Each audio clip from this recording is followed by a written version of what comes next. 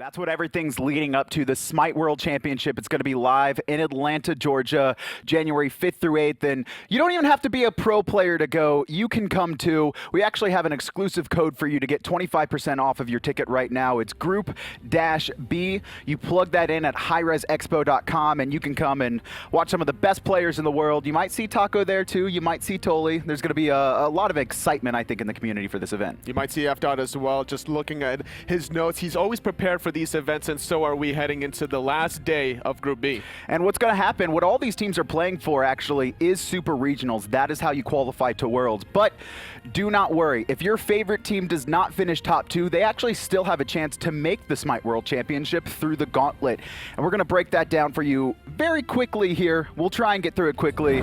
So we're going to take a quick look at a graphic here, and we have a couple teams already filled out, along with myself, Toli, joining us in the Gauntlet too. We have Elevate and Dignitas, the bottom 2 from Group A. We're going to have 2 bottom teams from Group B, C, and D, as well as the top challenger team. Now, even if you don't finish top 2, you still want to get as many points as possible, because then those bottom 4 teams in each region will be seeding according to how they finished in their groups.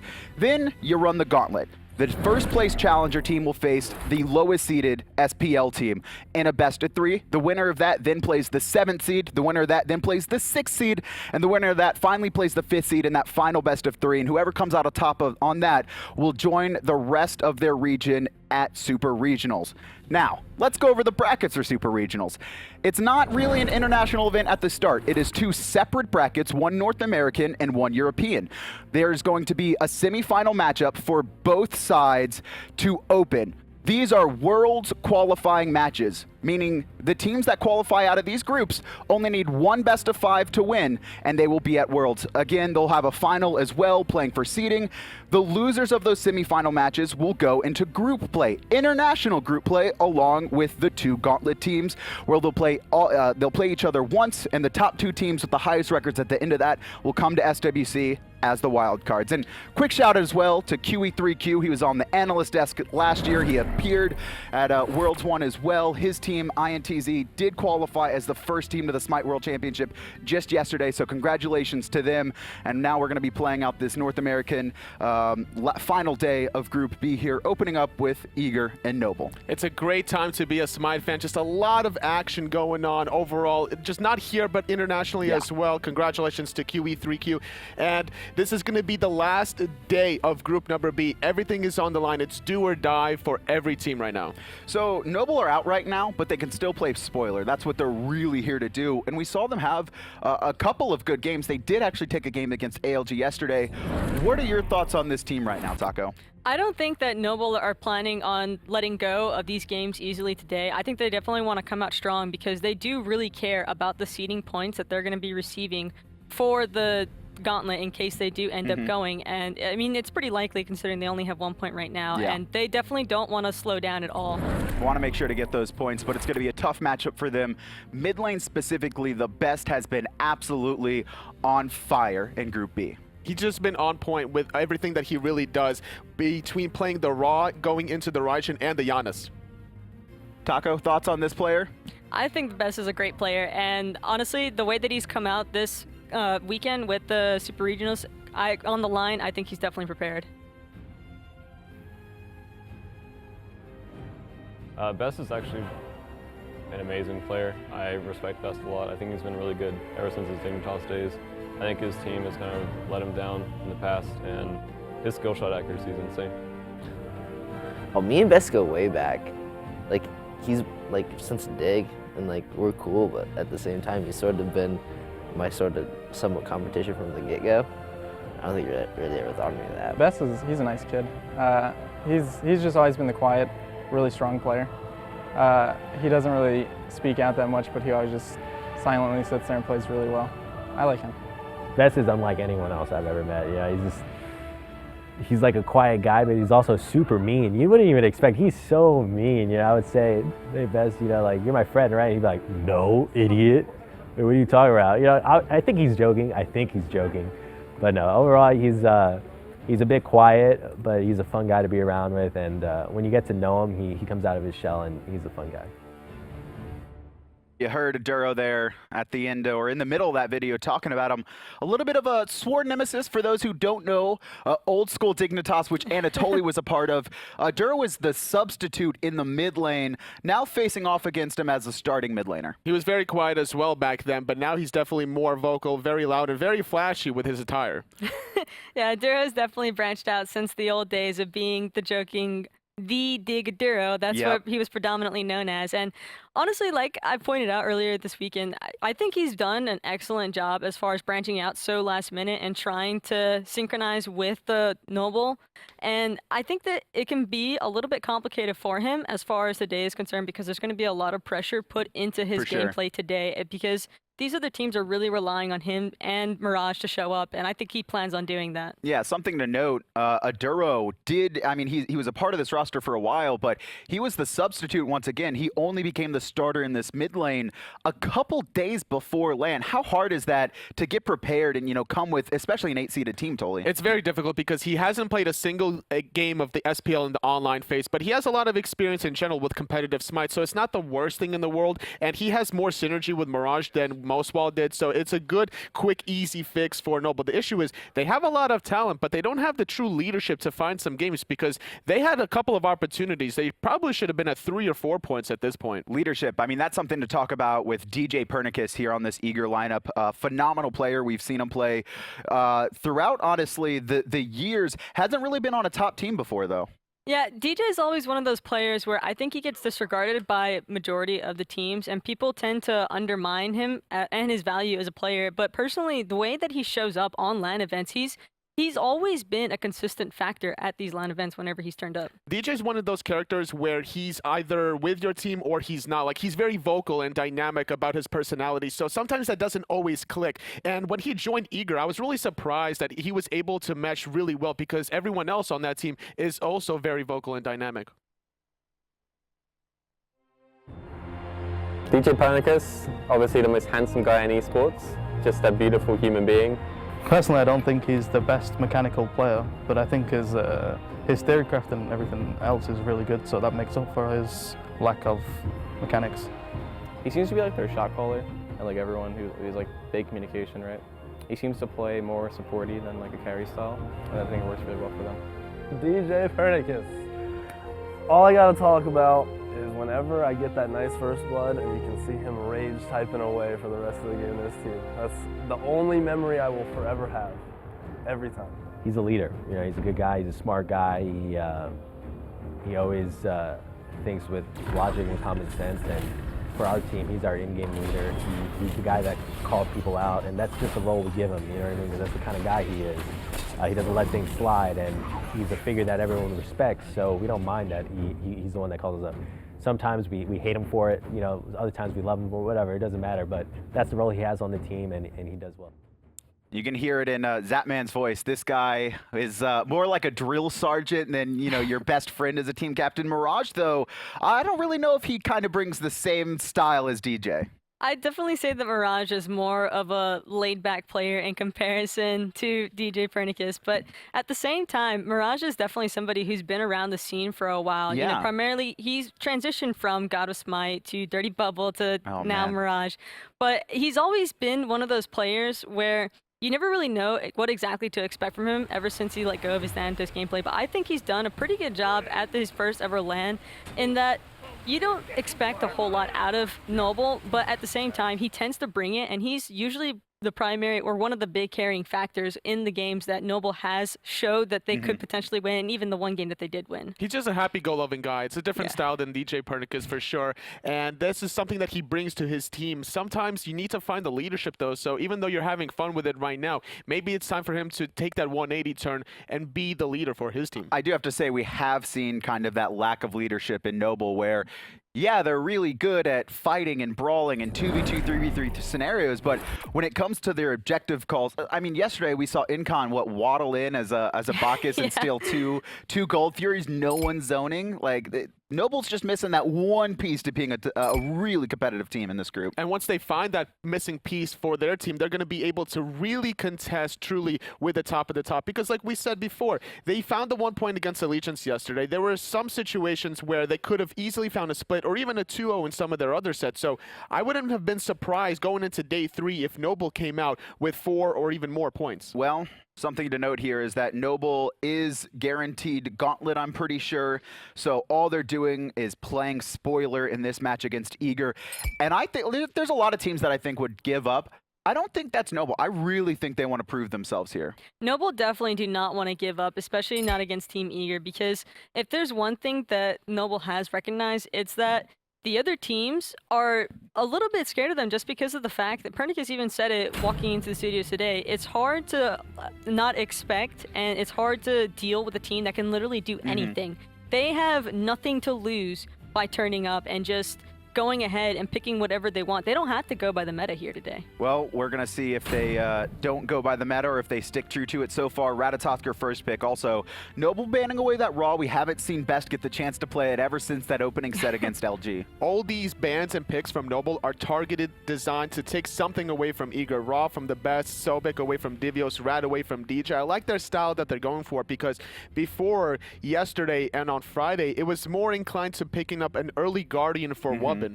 Yeah, it really seemed like they were focused on getting him something he was comfortable with. Also had that flex option. We saw Whalrus playing that Sobek in the Soul lane as well. Eager, they've drafted straight into a lot of mobility, though. Jingwei's passive going to come up big, and we've seen the best on this Janus. Not only his offensive ults, but defensively really able to move all of Eager around the map. I like the idea behind Noble and opting for the Athena because they do have semi-global presence already with the Ratatoskr ult, and so opting to go for the Athena to try and counteract the global presence from the Janus. Yeah, because Jingwei is kind of like Ratatoskr in that they both have ways to get to different portions of the map at an incredibly faster pace than the rest. Well, Bastet picked up for Eager, and I got to get your opinions on it. Because I saw Reddit, they were calling it cheese. They weren't the biggest fan, but hey, it's a strategy and it worked. Anatoly, what is this Bastet dynamic, that split push and teleport, you know, behind the towers? What does that bring for DJ and Eager? It's all about the burst damage coming out of DJ. He's not very comfortable, it seems, playing these setup gods, at least in this land. He wants to throw a wrench at these teams by playing the Bastet so that they have to adapt to that style. It brings something that many other junglers don't really bring to the table, and that's that split push, like you mentioned. Having those minions to eliminate the backdoor protections. You always have to worry about if you have a tier 2 tower or a Phoenix exposed. And we even saw how djpernicus was able to not only get the mid Phoenix against Luminosity, but absolutely burst Mask 100-0. Two-shot him. He jumped on him, hit the 2, and Mask just died. And all I heard was DJ scream at the top of his lungs some words that we're not allowed to repeat on this desk, but he was going hard. You mentioned the Thanatos with Dirty Bubble and Mirage earlier, and we haven't seen a Thanatos in either group yet, banned or picked, but Eager still, in their final day, gonna ban it away from him. Yeah, this is the second time that Mirage has actually had that Thanatos ban come out against him, and I think that the primary reason for Eager to do this, which is also incredibly smart by them, I don't think I've ever seen Mirage play better in the jungle than when he is on Thanatos. That's just a god that he knows the ins and outs of, and I think that he could definitely abuse the situation for Eager because they have to play way more cautious in order to not split this. Noble here looking for the final picks. Amaterasu, Poseidon highlighted. Poseidon was played yesterday too. Aror really seems the only one who's been bringing this god back in the meta, maybe trying to force it a little bit too much. You have to have a comfort pick somewhere into your draft. We saw MLC stealth with the Nox as well as the Kukulkan. It's not a style that many other mid laners are willing to explore. So the fact that Aror, despite him locking in Raijin, hovering over Poseidon alone is good enough that he has that comfortability to go outside the box. Final pick coming out for Eager here, looking for a soul laner, more than likely. Unless that Bastet's going to the best, I don't really expect that. Who do you think we're going to be see coming out of him? Another Guardian. We saw that Ymir the other day. You think that's something that could be likely here? They could potentially try to run the double Guardian strat, but I wouldn't be surprised to see something like an Amaterasu coming out for Divios because I think that it'd be very helpful to Eager's composition in that they really like this mobility, and their draft right now is incredibly mobile, other than the Sylvanus, but he's got the Janus to help him out with that, and I think adding the ammo speed boost from her passive and everything would be pretty helpful. But well, they're going to go for It's going to be the Raven. Yeah, the Amaterasu, unfortunately, was already picked up by Noble Taco. Come on, what are you doing here? It's okay. Everyone gets one. Anatoly, who's your one in this match? I like Eager because they have the sustain with the Sylvanus. They have the aggressive Raven on Divios. He's going to be able to really shut down Whalrus, I feel like, in the early laning phase. Taco? I like Eager's draft. Yeah, I like Eager's draft too. Eager needs 2 games here, and they're going to qualify out of Group E to the Super Regionals, the first team to do so.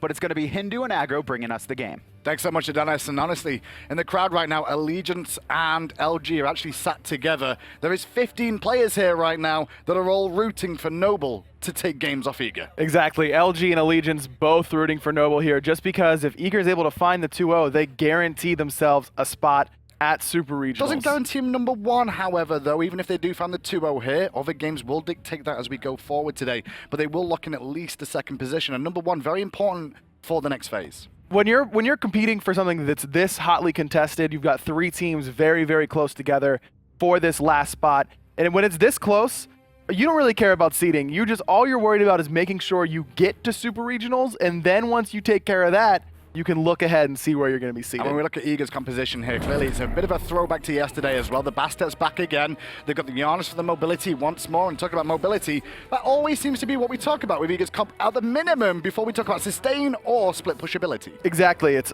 one of those or multiple if they can get it. Mobility, sustain, whatever they can get their hands on. And that's the cerebral nature of Eager. We've talked about it a lot so far in Group B that they're the theory crafters. They like to set metas. You see Divios picking up Wrath on solo laners every single time, and now you see Whalrus, instead of going for the traditional teleport, following suit, copying Divios and going for that Wrath. Bit disappointed in Divios here today because I spoke to him last night and I was like, Divios, can you do me a favor and start Sunder?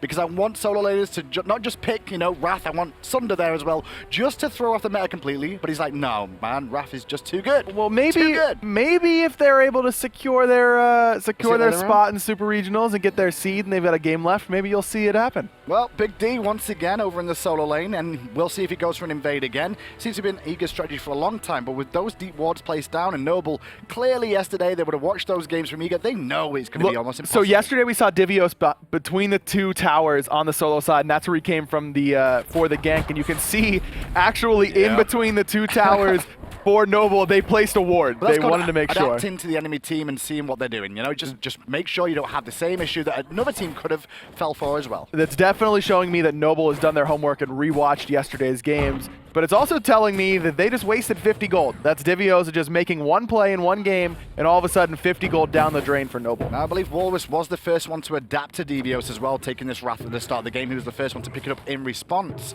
And he's going to take it here on the Amaterasu as we watch DJ on the right taking these Harpies. So getting this Wrath on the Amaterasu means that her early weak laning phase is a little bit more vulnerable because she won't have that teleport available. You aren't able to just take a bunch of minion damage because you're not able to clear the wave quickly early and then be able to back and teleport in without a whole lot of worry. So with Divios having this early pressure on Raven already, not having this teleport available to Whalrus should mean that Divios should be playing aggressive in the solo lane. Very interesting as well to see what Whalrus chose here. He went Bluestone start against a Raven. You really want the sustain of the Death's Toll though. You can get sustain from the Death's Toll, but you are able to clear, I believe, 1 level earlier with the Bluestone than you are with the Death's Toll. Getting that extra damage ticks onto the archers from your reflective mirror makes it so you can clear a little bit earlier. It's a trade-off. You'll see it's basically just a comfort pick sort of thing. He's just going to be respectful because with the lack of health not available on the Bluestone as well, he can get punished a little bit harder, and you can see that in the amount of potions he's already had to burn through here. I mentioned that, but then Divios, only 1-1 left. Only 1-1 left, but he's full health, and Whalrus is not. But Whalrus does have the built-in sustain in the stand switch that will allow him to regen a little bit. You can see with those potions and the sustain from that stand switch, able to get up to full health. Now we did see Eager take the right-hand Harpies, but they also got the left ones as well early on. So with Aror's rotation too, everybody's getting a bit more farm on the side of Eager here, sets them up nicely, and that actually puts Noble behind in the middle of the jungle a little bit more. You can see the Best just hit level 5. This gives him through space and time earlier than Aduro has his ultimate, or Mirage actually does hit 5, so he's able to contest that global pressure, luckily for Noble. Otherwise, it would have been, you know, Best can just play, they can play aggressive on the right-hand side or the left-hand side, and then Best can just bring himself and DJ to the fight instantly. Well, you saw the duo line there trading out, and Noble, all that poke they just did will be healed up by Aror. However, the answer back from Zapman with that gust at the end, that'll tick away on Wowy and mean he may have to burn a potion or two going forward. But he did start Death's Toll and Boots here, so he wants a little bit more mobility in this lane. A little bit more mobility and a lot more potions. That's the big thing with the boot start. The great pull onto Wubbn. There's the ultimate, the double knockup. And the dot damage is the bigger thing, with Zapman already closing the gap before the dash went through. First blood the way of Zapman. Different tail of the tape for him this game. Mirage wants to get one on the right-hand side, though, going for Divios, but misses him. Divios' ult was burned there, but Whalrus is going to have to back. He's very low. The jungle, you saw DJ going aggressive on Adoro, but Adoro under the tower already with a Thunder Crash away. However, Eager with this opportunity here, looking to pressure the speed buff. So by forcing Whalrus to back here and him not having teleport, this speed buff should be free for Eager. Look at where Whalrus is. He's not even past the tier 2 quite yet. It's only going to be Mirage here to contest. Mirage surrounded by 3 there. No ultimate available. They know that as well to the boys, and that cats are going to cause him an issue. But the drums of war from Adoro could slow down DJ. DJ goes in very deep, burns the purification to be able to pounce back. But here's the taunt from Wubbn, gets 2, no follow-up damage quite yet.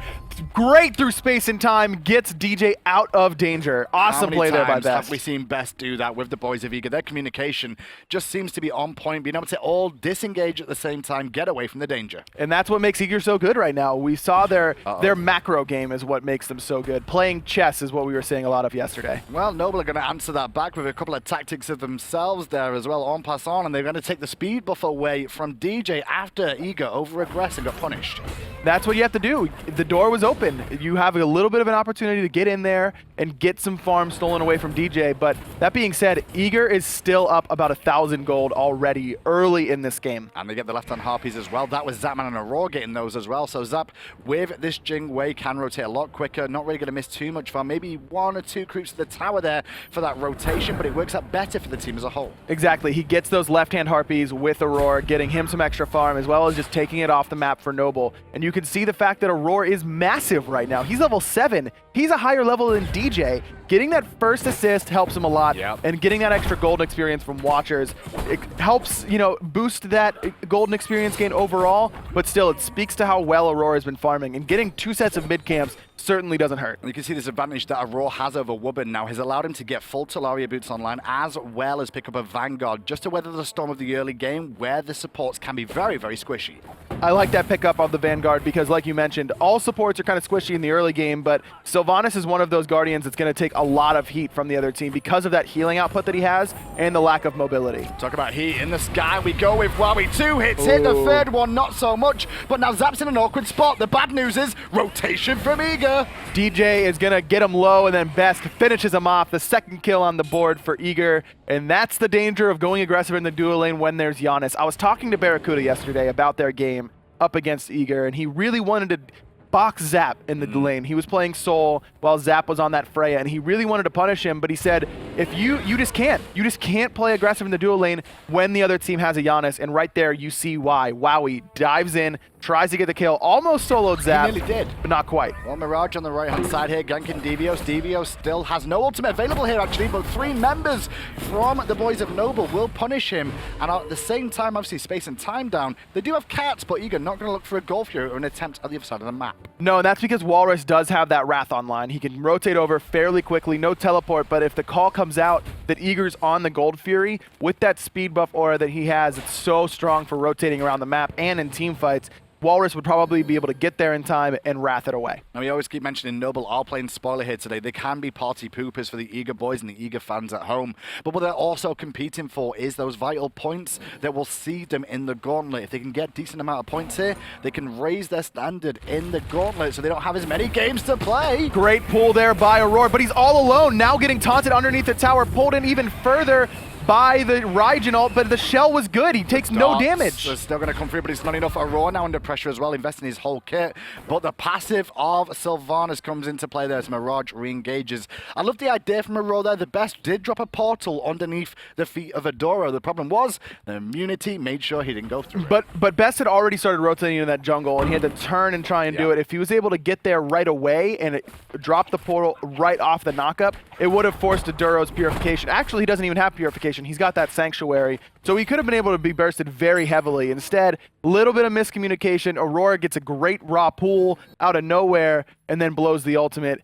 Luckily for them, they don't lose a whole lot out of it. They get the Athena taunt down, and more importantly, the Raijin ult as well. Oh, the pull connects on Mirage. He's going to have to dash away, but waiting around the corner is djpernicus. Into the sky goes Mirage, but guess what they're looking for? They were looking for a Doro. They're going to get his Sanctuary off and fall back to Eager. Very good job by Mirage, getting in there and helping out a Duro. He's forced up into the ult, yes, but is looking to use it productively. It's not a wasted ult. Using it to peel for his teammate there. DJ, though, you can see the comfort level on this Bastet, waiting to bait out jumps in order to use that pounce, and then using the cats. He really uses the Bastet well, though, in my opinion. He goes aggressive and looks for picks, and then immediately he'll rotate to a lane or into the enemy jungle and look to farm as well. Continue. That's one of the things junglers really have to do, is find farm at the same time. Divios in trouble again on the right-hand side, forced to ult, and look at the gold lead that Whalrus has gotten. We talked about how Robin should be the one applying the pressure and how he should be looking to make Whalrus back because of the lack of teleport, but it's been Divios is the one who's been getting bullied here. Well, this is a repeat of what Noble did against Eager last time they played as well. It was all focused from Noble onto Divios in the solo lane, trying to get Whalrus as big as possible for the later stages, but it didn't really work out for them because Eager were just winning elsewhere on the map. No, and it's the same sort of story thus far, about a 2,000 gold lead for Eager at the 8-minute mark. But the only lead that Noble has is on Whalrus in the solo lane, and if there's a god that I want to be ahead in the solo lane and who can come in and make a big impact in team fights whenever we're behind, it's Amaterasu. I love the pick, and I love the idea. You mentioned it. We saw this from them earlier, but just a perfect job executing their game plan thus far by Noble, in the solo lane at least. At least in the solo lane. Let's go to the graphs, because I just want to show you the experience difference between the two teams. It's 3,000 in 9 minutes. It doesn't look a lot, but it actually is. Huge, huge lead. 3,000 is a lot, and you see it on the mid lane specifically. Mid lane and support are the two where it's really starting to show. An extra 2 levels for Best, and an extra 2 levels for Aror as well. Well, you saw Eager rotate over there with the space and time over towards, not Scary D, Whalrus in the solo lane there. But unfortunately, a little bit too late on that one, as Noble recognized it and called the fall back. And that's, you use Whalrus's ult because we saw Divios use his, but then you at least force the Best's ult. You don't get the kill in the solo lane, but you're putting more pressure. And Whalrus is doing this because there's no teleport from Divios. Oh, that hot wrath from Whalrus there forced Divios to ult. He didn't expect that to come out there, and he's going to punish him. No teleport, remember, on either of these solo laners, and Whalrus going to pressure him a little bit more. Divios is going to stay here. He's got about 2 seconds until the damage is going to be able to come out from Whalrus. And Auror's here too. Divios going to use the overhead kick, and the heals are coming through. Mirage in the sky to clean up Divios, but Divios still stands. The sustain comes through, and now Mirage is in trouble too. The shell, it was beautiful from Aror, able to save Divios' life. What a perfect bait onto that tier 1. Divios is cheeky grin what there, a little grin. Yeah, I knew I was going to live there. The rotation from Eagle is just too good yet again. They are playing so well as a team. Whalrus probably should have sniffed that out. It's so difficult, though, whenever you see someone who's low, they just use their ult. What is this guy doing? I'm going to stay and solo him and feel real good about our chances. But you're right, the rotation coming in from Eager, Divios would never make that play if there wasn't the cavalry on their way. Yeah. You can always tell from most lanes as well, if you stood under the tower, it's like, I either can't escape because you're going to be able to chase me down, or I've got a rotation coming, and you know you're going to be in trouble if you go for this dive here. We're at least going to trade. And Aurora has just been on fire this game. The pulls have been great. I think the weekend, to be fair. Yeah, I mean, they're just, exactly. Since he pulled out the Sylvanus, I believe yesterday was the first time he played it. He looked great on it then. He didn't die until very, very late in the game for the first time, which is fairly rare for a Sylvanus being the target of so many early damaging abilities. And the perfect pull, the shell, the heal, keeping Divios alive, and securing the kill onto Whalrus. It was beautiful. And now with that, he's got Sovereignty already finished on that support Sylvanus.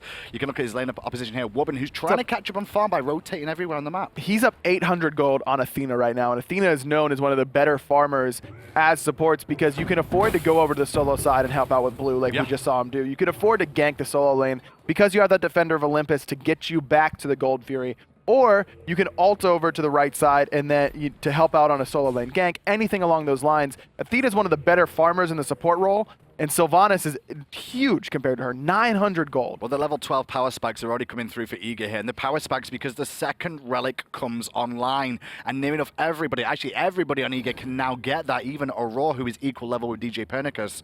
They could look for a Gold Fury fight right now. Aurora has more gold than Best and Divios right now. That's a support for you who watches Gift and Talaria. Like, that's what you get out of it. Usually the mid lane, yes, but not your solo laner. That's I know true. Divios has had a kind of rough laning phase, but Aurora even has more gold than Whalrus, who's had a very good laning phase thus far. Only one death on the gank there. Well, let's see if Aror can transition this with Eager now as they're around the Gold Fury. Mirage taking a bit of free poke, but at the moment they're going to fall back and maybe they'll start this up. Let's actually listen in with the Steel Series listening to Eager's comms here. Remember how much creeping? Oh, we should have got Heavenly. I forgot about that. Oh shoot. They have a creeping. I have a sentry. She has no TP though. If she shows herself in lane, we can just TP, right? I can just, yeah, we can just do gold. Yeah, we can even do it now. Oh, would you guys come back? We just push the waves. Rat's poked a little. He's in top left, Divios. He could ult you. I'm not worried anymore. Can I start this? Raijin's here. I can TP behind them. I could pull him, Zap. Yeah. Fine. Good try. I can also TP left. They're gonna have a really hard time dealing with split push if they have no TPs. Yeah. I'm gonna put. They're gonna try to taunt us because he doesn't coming have right too. beads. All right, I'll let you know. They killed your They sentry. sent you there. I can run over gold right now. We need a sentry though. We don't have one on us. We should get mids. I feel like. Which one's up first? I don't know. I don't know if lefts are first. Really interesting there. Obviously, we didn't see the Gold Fury, but we heard exactly what they thought of the relic choices coming through here. DJ saying they're going to have a really hard time dealing with split push against 2 TPs. That's real-time theory crafting right there. You hear them say, oh no, they've got the weakening and we don't. And we've got no sprint to counter that, which is a big deal. Not being able to accelerate yourself out of that AoE slow is going to be very potent for Noble in the team fights, but DJ immediately internalizes that, says, all right, that kind of sucks, but wait a minute. They've got no teleports, and they're right. 2 teleports on the side of Eager just means that already mobile composition is so much stronger now. Well, it appears as well. Eager don't want to force the Gold Fury too hard if he's going to get a response. With Whalrus already being in mid lane, they're going on Whalrus, forcing his ultimate, but it does trade out with Auror's, and at the same time, Whalrus getting very low here. Mirage and the boys of Double, though, committing onto Aror. Auror's the target, and he's finally going to fall. Took every ultimate they had, but they finally got him. The first death on the support. And now the answer back for Eager, is it available? They think they can do the Gold Fury off this one now as well. Wowy has his ultimate available, but Divios has that Wrath. Divios has that Wrath, and it's already gone. You saw Zap take it up a little bit, just take a little bit, about 1/3 of his health, just to deal the damage, and then DJ comes in, drops the cats, and immediately the Wrath from Divios, sacrificing Aurora for the Gold Fury. And if you take a look at the graphs, that's definitely worth it overall. Oh, yeah. The lower spike up about 4,000 gold already. For sure, just a great play from Eager there. I mean, Noble were the ones that aggressed at the end of the day. They found the kill on Aurora, but it got answered immediately, and oh, Wubbn just stole that. Oh yeah, just taking the buffs whenever he wants them. That's what you do as Athena, am I right? To be fair, if he would have picked it up, it would have been better, but I think he gave it over to Mirage instead, which is obviously a better choice, but super speed Athena is always something you like. Yeah, he earned that buff, man. He's the one who dropped it. Why does Mirage get it? That's what I mean. These junglers, man. They So expect everything in the world. selfish. I know. Selfish. Isn't it interesting whenever you like meet all the players and how the same sort of personality traits come out of the same roles? Yes, it's always the same. Solo laners always want to Solo get laners, calm. solo laners are weird. Solo laners always have some weird quirks about them that just you just shake your head. Look for ganks all the time. Like, at least what DJ was doing here with the hot rotation from the whole of Eager to this right-hand side.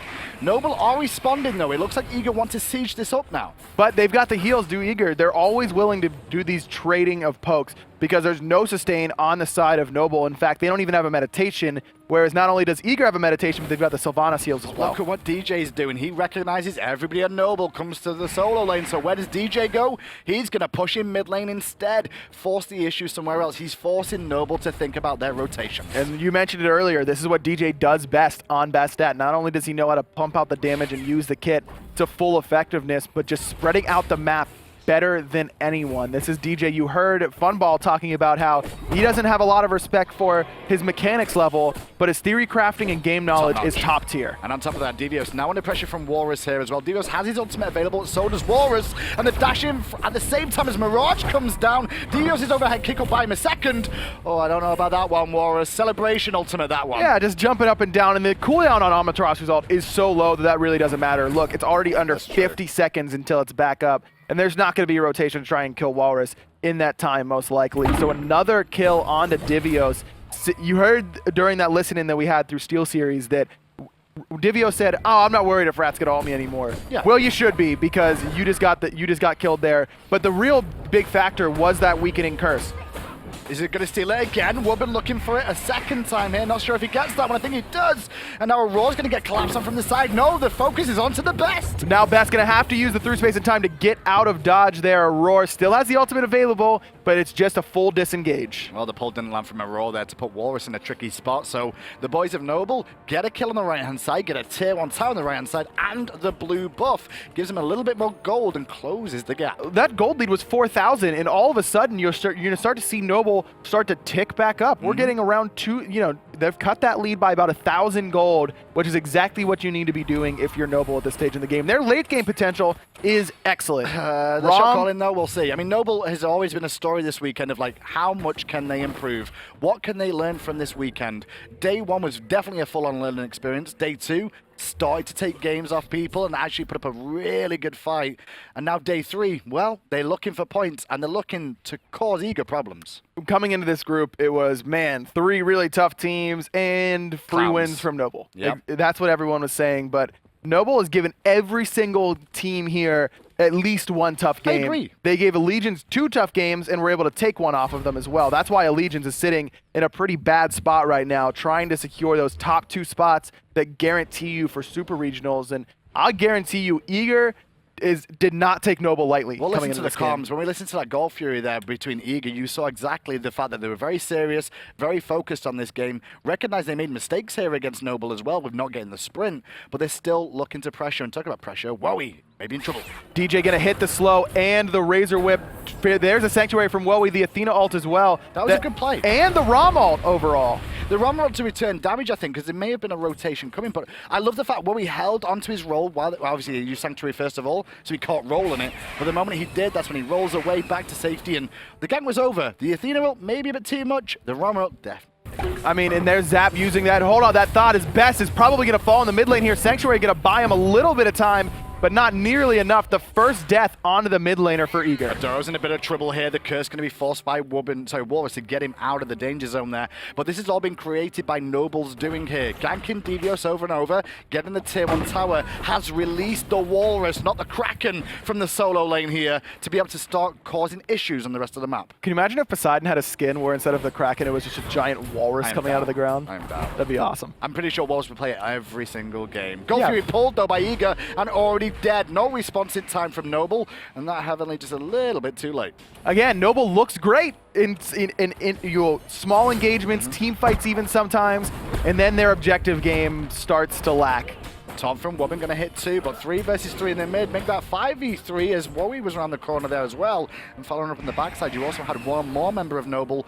They're not going to be able to find anything back, though. They really wanted to pick and actually looking to try and help out Mirage here as the boys of Eager push through for him. And DJ is going to find Wowy completely isolated in that left-hand jungle and get the solo kill. Very close, though. Wowy almost traded out there. DJ's very, very low. He did, but at the same time, that was no Sanctuary on the side of Wowy at the start of that and no ultimate. So it worked out well for Pernicus to take that fight. Yes, it got close, but it definitely worked out because his boys were able to pressure mid at the same time. And look at the build that DJ has right now. Penetration, penetration, and penetration for those 3 items. And it's just going to do as much damage as possible, not only to the enemy gods, but to towers as well. I mean, overall, you're playing for money. You're playing to win. You play whatever strategy works for you. Some fans may not like the fact of what Eager's composition is all about. Looking for objectives, split pushing towers. That's part of the game. I get it, okay? I hate getting split pushed in rank as much as the next person. It feels really bad to lose a game that you feel like you don't have a lot of control over, but the reality of it is you have control over it, and it needs to be team communication that shuts it down. In ranked, it's a lot harder to deal with because it's not a cohesive unit. But in competitive, especially with the 2 teleports online and no teleport on Noble, they have pigeonholed themselves into this split push option. It's a cohesive unit in competitive play, and you have to be able to deal with the split push. There is nothing cheesy about split pushing in competitive. In ranks, I understand your argument, but in this sort of scenario, I have absolutely no problem with it. I just wish Divios picked Loki as well then, just to make it even worse. That would really upset people. I mean, Wolves would have been excited on the console side. That's the Loki solo main right there. Well, 21 minutes in this game now. We're about 5k gold lead once again for Eager after the last Goal Fury as well. Tier 1 tower down in mid, and the right-hand lane as well here in favor of Eager has opened the map up a lot more. Just looking at the graphs that we just saw, I mean, it was Eager. Oh, Spike, we got a kill in solo. Oh, we lost an objective from it. And then we start to claw back, Gold Fury, and then a pick, and then middle tower. Noble looks really good in bursts. It's just the overall game. It's the big picture stuff that they still need to work on. I do love the composition that Noble have drafted here, but they've got to try and make it work as a team. Maybe if you can't really team fight either, can then that's the problem now. With the split push option available, 2 teleports on the map. If they try and 5v5 team fight, they're going to lose because they've got other people rotating elsewhere. If there was a gentleman's agreement that there'd be no split pushing and it's a 5v5 straight-on fight, Noble's composition is definitely better than Eager's, but Eager knows that, and they're not going to take any 5-on-5 fights if it's not extremely in their favor. You're not going to see them baiting a whole lot of Fire Giants. You're going to see DJ baiting on the left-hand side, and then the rest of Eager pulling Fire Giants, things along that nature. Zapman, the first blood kill for him this game. He's also going to be the first one to hit level 20 this game as well on this Jing way. Build-wise, pretty much all penetration here. We saw some discussion about crit potential on the fact that Jingwei has it in explosive bolts, but this is a couple of games now that I've seen a lot of players build Jingwei just full pen with a chance. That's true, but if you're able to get those crits from the explosive bolts with this sort of power penetration build, it's going to be hitting really hard. So if your RNG is good, and Zap sometimes is, sometimes isn't, you're able to make a big impact if you're able to get lucky. It looks like Wowy's going to be pressured here. Round the back comes DJ. Aror's on his way too. The boys of Noble are rotating, but Wowy's already under pressure. Forces Sanctuary, gets the ult from Wubbn, and now the tower is the focus from Eager, but on the backside, Mirage going to force them off it. Forces the Jing whale, but another great pull and the double ult from Aror. The rest of Noble forced to back up, and all the while, Divios pushing down that right-hand side, putting pressure on that tier 2 tower on the right. What Whalrus did, though, pushed in mid lane, and when Divios, if you want to go for the tier 2, you're going to lose a tier 1. Now he expects Divios to rotate, so he's going to swing around the back. Whalrus is the most fed player on Noble now, but he's going to eat a portal and an unstable and a gust, and there's a taunt. Double taunt in, Zap going to take a little bit of poke, and the purification burned. A rare missed pull from Aror. Where's DJ? Pushing down that right-hand side. As soon as Whalrus comes to commit to left, DJ teleports in and takes this tower for free. Again, Eager is just always looking at big picture. Eager noticed the 2 teleports that they had, and nobody on Noble had it. On top of that, we mentioned if they group up as a 5-man Noble, it's going to cause them issues. It looks like they're going to commit to left, though, and if they do that, they're going to lose a tier 2 in mid as well. This is going to be interesting. They could get this tier 2 tower on left, but it is a little bit risky with Eager being so far ahead, even with a 3v5. Here comes a teleport in from Divios. Another great pull. The purification from Wowy is used. The Roar to the front side, trying to block shots. Meanwhile, at the back, Mirage is forced out as the shell is popped too. Wowy's already used his ultimate as well. Divios on the front line, able to tank up as much as he can. They'll keep this tier 2 tower standing, and that's all Eager really wanted, but Noble going to go back in. And Mirage going to come crashing down, hits 2 on the back end. Best forced out. Whalrus going to dive in deep. No one's dying yet. Through space of time, gets Best out. The sustain is good, but Pernicus is here as well now. Coming in from the back, the kitty cat has arrived, and he's looking at the squirrel. The squirrel will not get away from the pouncy kitty cat, and now Eager on the offensive. Here comes the sprint, just trying to get away from the rest of Eager, rushing them down the lane, purifies away the taunt. Aduro dashes away, but Eager is really chasing this deep. And Zapman's trying to take out Wowy as well now. The last one at the back. Instead, though, instead of going for the tier 1 tower, Eager, they go straight for the Gold Fury. Gold Fury, no Wrath available here for Divios, but doesn't really matter. The Cat's going to be able to tank this up. All of Noble decide to concede it completely, and what looked like it could have been advantageous for Noble, as always, Eager was ready for it and just counterplayed it. I am surprised that Whalrus went for the curse this game. I've got to say that. I mean, we've seen Divios and this, what he's done at the start with the Wrath, but he's always gone teleport as his second option. This time, Whalrus goes, you know what, I'm not going to even take the teleport, and this is kind of coming back to haunt them now. I almost wonder if it was one of those scenarios where Whalrus has played 1,000 games in the last 2 months, and in 998 of those, he's gotten teleport first relic. And so he's used to getting teleport first relic. So he hits level 12. What do we need? We need a weakening. Leaves base. Oh no, I bought Wrath to start out this game. I didn't have teleport. Do you reckon that's what it was, though? I mean, this is like this level of play, though. It happens. It really does. There's certain things that you do every game, and for a solo laner, getting teleport is basically one of those. You could be right with that. I mean, Eager didn't get a Heavenly. You know, like, didn't get the sprint, and we were talking about, they talked about it themselves, and they're one of the most cerebral teams we always talk about. If they miss the things, I'm sure other teams do as well. It happens. Even at this level of play, you know, you're so focused on everything. Divios versus the world here. Takes a lot of free poke from Adora, but space and time comes out from Best, and reinforcements are here. It's the boys of Noble on the run again. Wubbn cannot get away. Athena down. I repeat, Athena down, and Pernicus will get the kill. Another kill for Pern, now a 5v4. All of Noble just trying to back up as far as they can. It looks like Eager wants to pressure the Fire Giant here. Wrath is available for Divios, but it's also available for Whalrus. Mirage has ultimate as well. They should probably be contesting this. Pernicus on zone duty here, happy to take a bit of poke if he needs to. The Fire Giant is slowly dropping, getting within threshold range. Whalrus on his way gets rooted and pulled away by Aror. That's how you peel. Whalrus just kind of thinking about going in maybe, and then, no, screw it. I'm just going to give it up. I don't want to die there, but it's such a tough spot for Noble. You can't give that up because now Eager is 11k ahead and has a Fire Giant, but you also can't really fight into that because you're down a player. Wubbn still hasn't respawned. Even with that ultimate, he wouldn't have been there nearly in time. It's a really tough spot. Noble's between a rock and a hard place right now. You're in trouble if you give it up. You're in trouble if you go in and try and contest because you probably die. So the two real strategies we've seen out of Eager so far have been the sustain with Ra and the Guardian compositions, or the tanky compositions we should just call them. And then on top of that, we've seen the split push ability with the Bastet. I feel they've probably still got something else left in their pocket if they need it this weekend. You usually want to come in with 3 plans because you can't lose all 3. You can get one banned out and then picked against the other. As long as you have a third in your pocket that you're able to go to, there's no way that the other team can cover all 3 options. So you're right. I suspect that Eager still has one more composition up there. And only one more tier 2 tower left to take in this game. It's not going to take too long with the Fire Giant on their favor too.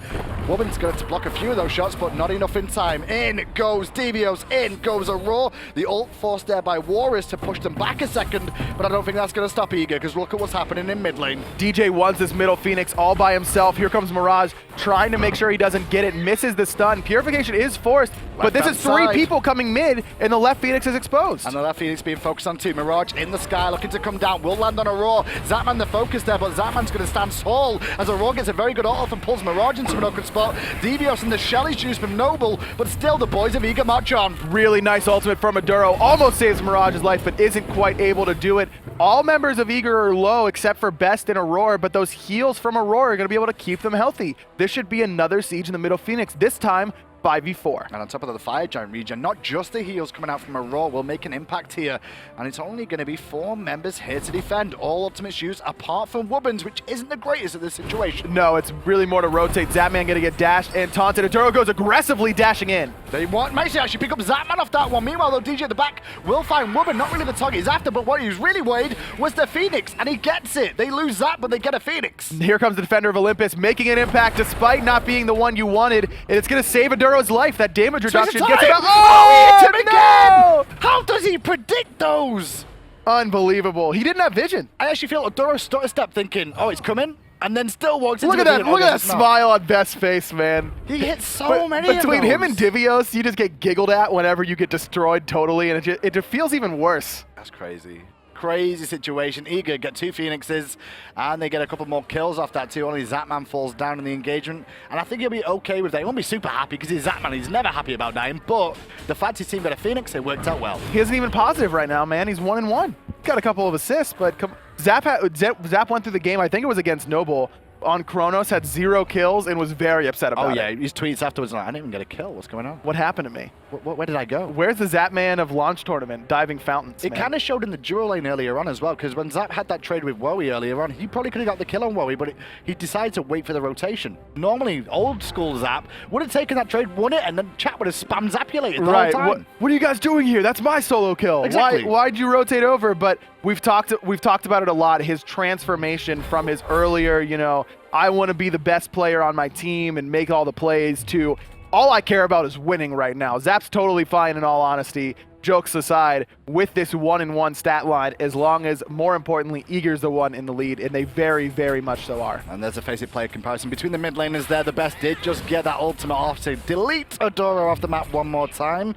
And as you can see, that is for the split so far, just so you know, because obviously, why would the Best have more win-losses overall and less games played by Adoro? What a shot. That's right, and that's Adoro at this LAN because he wasn't online at all as well. So Duro looking good in spots, sitting 2-1-1 right now. That was only his first death of the game. And if we look at the player damage charts, I feel like he's been doing a decent amount. The ultimates haven't been exactly on point in the early game, trying to pull Aror probably too far into his tower instead of using that damage utilization on that ult, sitting right in the middle of the pack overall. And the one thing a lot of people at home will look at his player damage and go, why is everyone's damage so low? Or call out people for having low damage. Well, the kills aren't really that high for a 31-minute game. It's been more focused on objectives. And this is what Eager wants all the time. And if Eager could have low player damage games where they can just spread out the map and beat you objectively, they're perfectly happy with that. Eager doesn't have to beat their head against the wall and get all the player damage. I'm almost like the first bans that could come out against Eager in the future if they run this again, Bastet and Ra.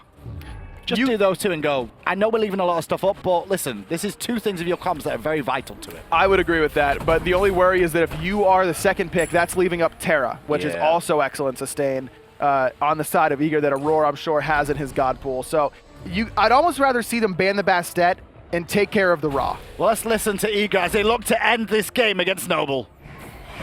Portal. She's dead. I'm staying left. I'm staying left. Right Phoenix is about to spawn. I think we just hit that. Left. No, let me deal with it. There he goes. Divios. Careful. I don't do any damage to this. Actually, now I do. Alright, let's just win. We have a fire wave in mid and right. Wait for the fire wave and right, and then we win. Clear that wave. Oh, you motherfucker. I got it. My mystical almost kills it. You can look for plugs. You can look for pulls. Good try.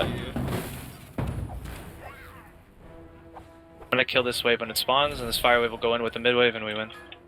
I'll push left too. Dead for 20. Rom roll. Oh my god, my root hits for 3. You're right, alright. Yeah, she can't do shit. Mid's blinking. Alright. Let's go in here.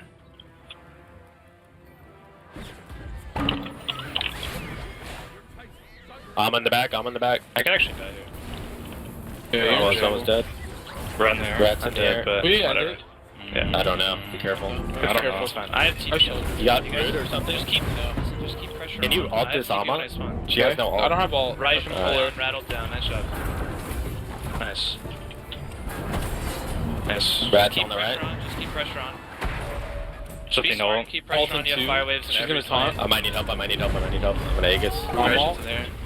Ram when he lands. Ram. I need help in the back if possible. Raijin one hit. I have TP when I spawn in 25. I'm gonna get to you. Do you have a threshold or portal for me? His ult is down, by the way. Well, you saw how calm and collected Eager's comms were there, but at the same time, Noble did a very damn good job of defending with 3 Phoenixes down. DJ gets picked off on the left-hand side. You hear him say, oh, I could probably die here. And Aduro goes in heavily, able to pick him up, and that's where it all kind of fell apart. Zap got left alone on the backside while he's getting Rom sniped. But my favorite part of that entire situation was Aror saying, oh, they're asking for the ult on Ama, and he says, oh, I don't have ult. Oh, but I can pull her, and just whips it out and gets a kill on it. The knock up into the portal as well, that CC chain on Whalrus just removed him from the map once more. Well, Eager have fire minions pouring from every single angle into Noble's base right now, and the fire giant going to respawn in about 2 minutes, so they can't really look for that now, but they can still look for a picks and end, and that's what they're looking for. Auror's looking to solo Mirage here with DJ. Yeah, DJ coming. Solo Mirage with DJ, really? Dude, listen, I didn't see him on the map, so I was just going in, man. Aror looking to solo. I had faith with DJ. You have to. That was fine. It wasn't the greatest thing in the world, but it wasn't the worst call. Was it not? No. You solo him with some help. You know, you never get a gank whenever you're getting crushed in lane, and your support helps you get the kill, and you just say soloed. If Aurora had gotten that kill, soloed. Okay, true enough. Mid lane, though, pressure on from Eager. Round the corner comes the pressure from Divios too. The boys of Eager starting to collapse a little bit heavier here. This game will give them 1 point, one vital point that puts them on 9 for the weekend. 10, and they should pretty much through here with how the standings are. And if they win the second game as well, they're in a very good spot to not have to rely on results elsewhere to qualify. fire minions from everywhere, and into the sky goes Mirage. Just trying to get all of Eager off. DJ's the target. Everyone's going in on DJ, able to pounce out, but look at the chase. Wowy's able to get the kill. Titan's still getting killed by fire minions, though. The fire minions are doing most of the work for Eager, and I think they could just fully commit onto the Titan, but instead, Wowy's going to get a double kill here. Divios is very low, so Thunder crashing from Adoro too. Aurora forced out as well. TheBest going to use the portal defensively. And once again, Noble are actually really good at selecting targets when they're defending. Noble is scrappy, man. Yes. That's the word that I think of whenever I want to talk about Noble and their play style. Late triple. It's very scrappy. They're willing to take the fights. They're not going to back down. Their Titan's at less than 20,000 HP, or 2,000 HP, excuse me. But they're still willing to fight. Yeah, and the calls actually seem to be a little bit better when they're on defense sometimes too. You saw the call to pick off Pern. Pern gets taken out very quickly. And that man on your screen there, Wowy, who we're following on the Rama here, I mean, he's classed as a secondary carry. A lot of people show him a lot of respect. His mechanics seem pretty solid overall. And when you say, other than Whalrus, who else do you look to? You look to Wowy, and he just got 3 kills in a row there. I was talking to Venenu before the group stage started, and he said that Wowy isn't going to box you a whole lot in lane. He likes to play pretty passive, but his team fight is really good. And you could see he was a 0-2 coming into the team fight phase, basically. But picking up those 3 kills right there, and he's top of the damage charts. I mean, but maybe it's just a little bit too late is the problem I'm looking at here at the moment. Still, all 3 Phoenixes have been weakened. They've all respawned, however, which means the Titan will regen as well. A little bit of regen coming for the Titan, but the problem here for Noble is that even if they're able to win a fight, even if they're able to win a decided fight, look at all the structures on the map for Eager. They still have a tier 1 in middle. All 3 of their tier 2s are up as well. The gold lead is what I'm looking at, and the gold lead is going to make an impact for a little bit longer anyway, because still not full build achieved for everyone on Noble just yet. They're almost there, though. The gold definitely starting to be less of a factor. Experience already a non-factor. The problem is the towers. I mean, even if they deicide Eager here, they need to really get going if they want to try and make a rush on the Titan. This Noble is actually starting to remind me a lot of the old school enemy team that would always take teams to the late game, and then now and again find a win because of that, because most people don't manage to get to late. The old enemy used to do that too. 30, 40-minute games and then have a comeback because they're very good at defending. You're right. I'll bet you Noble's average game time here this weekend is higher than anyone else's. Sure. They've been in the really long drag them out fights, and they haven't been necessarily always in the lead. A lot of times they've been behind like this, but they're still able to punch back. Well, Eager seems to have stopped the split push for a second. I say that, but then DJ goes towards mid lane at that moment, at least for a second, to create another angle for Eager to siege on. DJ getting aggressed on and force out. Taunt from Wubbn hits 2, and there goes Whalrus to the back line as well. Great ult from a Whalrus, but Adoro going into the ult, taunting in Aror and DJ. Big 3-man knockup from Mirage. Though got bursted so heavily and he's forced out. Adoro went in 2, but Divios cleans up Mirage. Space and time comes through again. Divios gets himself a double kill. However, Wowy's the boys are very low and Wowy's up. Looking for the snipes. Best gonna fall. Wowy gets the kill. Force Sanctuary. He's gonna fall here to Zapman mode. No, rolls away. Great play from him. Rare missed pull from Aurora, but that's still 2 big damage dealers down for Noble. And the Fire Giant is still ticking away as the Wisps come through. Whalrus re-engages on Zapman, but Zapman's got a lot of damage to his name, but Wowy's back as well. Zap wanted to go in there, you can see, and then the last second says, oh wait, Ram's here, I'm not going in on that. Divio's able to back and teleport, now full health. DJ's gonna look to do the same, and these 2 Phoenixes are still in a ton of danger for Noble. So they only get 1 Phoenix there. The best news, I guess, for Eager's point of view is the Titan didn't fully regen. Exactly, the Titan's still sitting about 2/3 HP. Divios taking a lot of damage here. Here's the pull onto Wubbn. More now with that knockup as well coming through. Bastet's in there, but Divios is back as well. And now Wowy's trying to box the world, and he can't box through Zapman, who picks up 1 and looks towards Whalrus, who'll fall down as well. Zap with a double kill, and the Titan, it took a while in the end, but at the same time, Eager get the point they need, and need 1 more win to guarantee themselves 100% qualification. A win is a win is a win is a win, and it doesn't matter how long it took for Eager. They finally found that Titan, and Zap coming up, Zapman there at the end. Now, was that really Eager coming out on top very cleanly, or the end there, was that more than making mistakes? Eager won that cleanly. I mean, yeah, there was some good defenses from Noble. Maybe not the right, a little bit of greed, possibly. You know, you don't want to say that was Zapman, obviously. With 3 Phoenixes down, you should be ending the game there, You should be able to end the game there, but Noble did put up a very good defense, but at the end of the day, I mean, that was a huge lead for Eager that they were able to establish, and they just played the composition perfectly. They pulled Noble all around the map, Noble not picking up any teleports made it very difficult to defend against that split push. They got a huge lead because of that split push, and then were able to transition that into the team fight phase. Well, most of the game there, Noble didn't really show too much. Whalrus did get ahead thanks to the ganks on Divios, but at the end of the game, it was a little sign of life once again. Dennis, go over the game with us for game 1. A little sign of life for Noble there at the end there. Eager really having trouble closing out that game, Tolly. It was impressive that they were able to hold as long as they did, but at the end of the day, they were just too far behind. Eventually, Eager just grouped up. They found the kills that they needed to. Zapman was aggressive. He wanted to close it out. Yeah, and we saw Zapman make the big plays there, jumping in, found the crit, able to take out Wowy and then turn on Whalrus there. But I mean, this is the thing about Noble. Like, you can never really count them out. They had a really good time fighting in the end stages. Is that more on them or the lack of Eager really understanding how they should finish the game? I think Eager probably could have closed out that game a little bit faster than what they did, considering that it was just unfortunate for Eager. I think Pern died right before they started trying to funnel into the Titan after they initially took all 3 Phoenixes. And then as far as Aror was concerned, I didn't really like his positioning towards the end of those fights because I feel like he was getting the good ults onto the Athena to try and disperse him from getting those taunts off onto his team. So I think that was really good by him. But I think it was also just a little bit of an issue towards the end there as far as closing it out. He was struggling a little bit pulling off, getting the as much AoE on his ult as he would have wanted. Let's talk a little bit about how this game played out from the start. This objective style that Eager has brought out, a lot of people say it's cheese. You heard Aggro though, like this is a legit strategy that is not only working but succeeding for Eager.